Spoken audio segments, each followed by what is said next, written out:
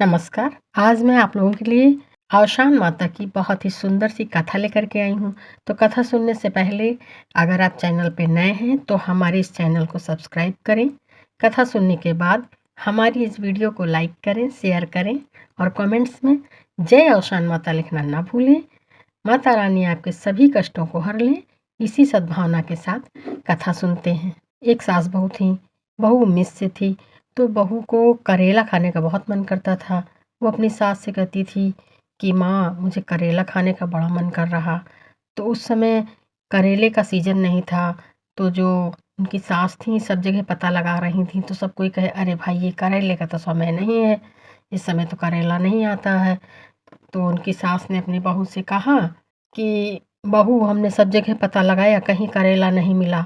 मगर बहू का तो बहुत मन था, तो बहू खुद ही करेला ढूंढने निकल पड़ी। पूरा गांव में ढूंढा, जिसको जानती थी उससे पूछा कि कहीं करेला मिलेगा। सबने कहा अरे भाई, ये करेले का तो समय नहीं है, करेला तो इस समय नहीं आता है।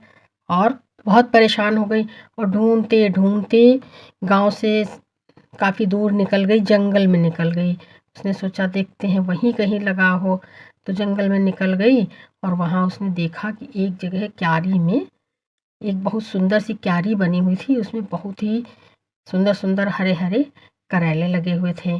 तो बहुत खुश हो गई, उसने खूब मन भर के करेले तोड़ लिए। जितने उसको चाहिए थे उसने तोड़ लिए और घर आकर के उसने बनाया। अपनी सास से कहा हमको तो करेला मिल गया। तो उनकी सास ने कहा कहाँ से लाई हो? तो बताया कि हम जंगल चले गए थे, वहाँ मिल गया। तो उनकी सास खुश हो गई, चलो तुम्हें करेला मिल गया। और उसने बनाया, खाया।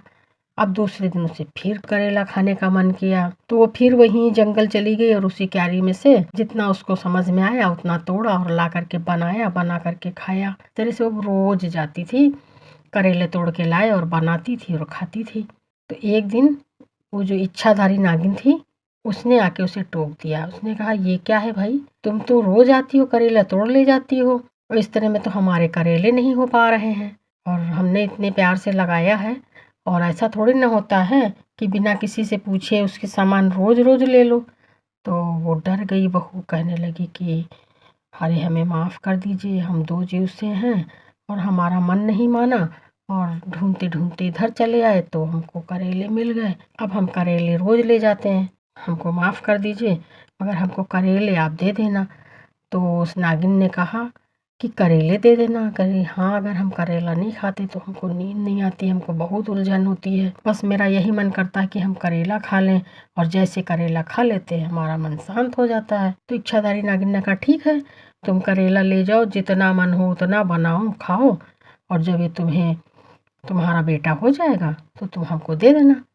तो उस बहू का करेले पे इतना मन था कि उसने हाँ कर दिया। उसने कहा हाँ ठीक है, जब हो जाएगा तो मैं आपको दे दूंगी। भाई बात हो गई। तो वो रोज जाती थी बहू, अपने हिसाब से करेले तोड़ के लाए और बनाती थी, खाती थी। एक दिन उसको बेटा हो गया। जब बेटा हो गया तो अब वो करेला तोड़ने नहीं जाती थी और ना ही उसका मन करता था। तो वो जो नागिन थी इच्छाधारी, वो समझ गई कि लग रहा है उस बहू को बेटा हो गया है। तो वो भैया उसके घर पहुंच गई और कहने लगी कि तुमने हमसे कोई वादा किया था। अब तो बहू डर गई, तो कहने लगी कि हाँ हाँ किया तो था। तो कहने लगी हाँ हाँ किया क्या, ये हकलाने की ज़रूरत नहीं है। तुमने हमसे वादा किया था कि जब तुमको बेटा हो जाएगा तो मैं तुम्हें दे दूंगी, और अब तुम बात से मुकरो नहीं। तुमने हमारे करेले मन भर के खाए हैं। तो बहू ने सोचा कि चलो इनको थोड़ा सा टाल दें और उसके बाद कुछ सोचते हैं। तो उसने कहा नहीं नहीं, हम मुकर नहीं रहे हैं, हमारे यहाँ 9 दिन पे निकासी होती है। अब आप चली आई हो तो कोई बात नहीं, जल्दी से चली जाओ, अगर हमारी सास देख लेंगी तो वो अनर्थ हो जाएगा, फिर हम आपको अपना बच्चा कैसे देंगे। तो अब आप जो है 9 दिन के बाद आना, जब निकासी हो जाएगी तब आना और हम आपको अपना बच्चा दे देंगे। भाई वो चली गई। जब चली गई, अब तो बहू बहुत दुखी, ना कुछ खाए ना पिए और बहुत परेशान। उनकी सास तरह तरह की चीज़ें बना के दें तो वो खाती नहीं थी। तो सास ने कहा भाई क्यों नहीं खा रही हो, क्या हो गया, इतनी दुखी क्यों हो, तुमको तो बेटा हुआ है, तुम्हें तो खुश होना चाहिए।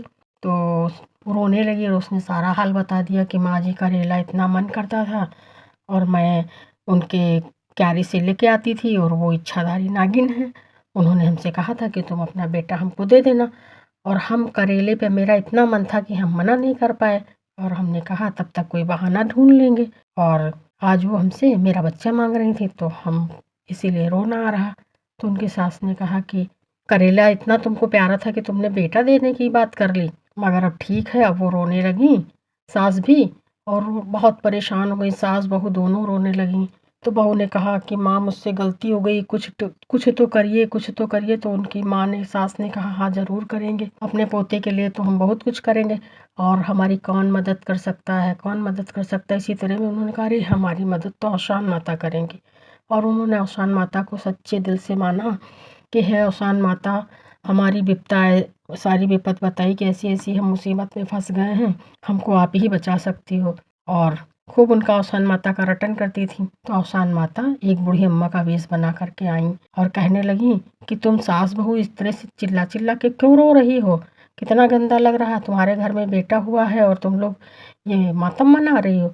और जो बूढ़ी अम्मा थीं, वो वहीं बैठ गईं और सास से कहने लगीं कि बहन रोने के पीछे कारण कुछ और था, बताओ क्यों रो रही हो?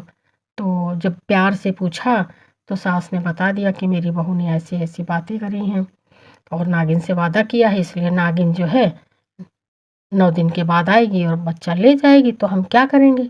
अब वो तो इच्छाधारी नागिन है, वो तो किसी भी वक़्त आ कर के कर सकती है। तो जो बूढ़ी अम्मा थीं औसान माता के वेश में उन्होंने कहा कि जब आपकी 9 दिन पे आए तो कह देना बहू से बताया कि कह देना कि हमारी सास ने औसान माता की मनौती मानी है। अब तो सवा महीने के बाद ही पूजा होती है और जब सारी पूजा हो जाएगी घर की, उसके बाद जो है औसान माता की पूजा होगी और जब औसान माता की पूजा होगी तो आप ज़रूर आना और उनको न्योत देना उस 7 सुहागनों में, तो वो खुश भी हो जाएगी, कहें आप ज़रूर आना जब हमारे यहाँ औसान माता की पूजा हो। और उसके बाद में जब पूजा ख़त्म हो जाए तो सभी सुहागनों के पैर छू लेना और उस नागिन के भी पैर छू लेना और सबसे पहले अपनी सास के पैर छूना और सास से कहा कि तुम आशीर्वाद देना कि भाई दूधो नहाओ पुतो फलो और मेरा ये पोता है खूब अच्छा से हमारा नाम रोशन करे और सदा सुखी रहो। और सारी औरतों से कहना भाई ऐसे ही आशीर्वाद दो। तो सास ने कहा ठीक है। अब 9 दिन के बाद जब नागिन आई बच्चा लेने के लिए तो बहू ने कहा कि बच्चा तो हम आपको दे दें, अब हमारे यहाँ बेटा हुआ है तो कई रस्में होती हैं, पूजा होती है, देवता पितर होते हैं और ये सब सवा महीने के बाद होगा क्योंकि सवा महीने के पहले तो पूजा होती नहीं है और उसके बाद औशान माता की पूजा होगी और जब औशान माता की पूजा हो तो आप भी आना, तो आप भी आना। तो नागिन खुश हो गई, कहने लगी ठीक है मैं भी आऊँगी।